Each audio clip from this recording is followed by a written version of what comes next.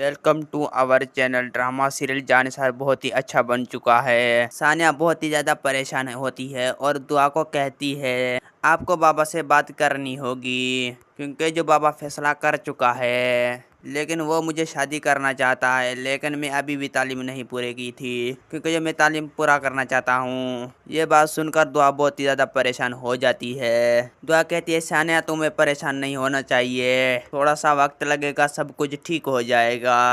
दुआ कहती है मैं तुम्हें कभी भी परेशान देखना नहीं चाहती। अगर आप मुझे परेशान देखना नहीं चाहती तो आपको बाबा से बात करना चाहिए। बाबा जो कुछ भी कहता है वो गलत कहता है और बाबा को इस तरह नहीं करना चाहिए। बाबा मेरी जिंदगी को तबाह और बर्बाद करना नहीं सकती। ये बात को सुनकर दुआ कहती है बाबा मेरी बात को जरूर मांगेगा। साना मैं आपको कभी भी परेशान देखना नहीं चाहती। तुम अपनी तालीम मुकम्मल कर लो। तालीम मुकम्मल करने के बाद आप तुमको सोचेगी, उसकी बाद तुम ही शादी करोगी। सानिया कहती है ये बात आप बाबा साईं को समझा ले, सब कुछ ठीक हो सकता है। मेरा वीडियो आप लोग की अच्छी लगी तो वीडियो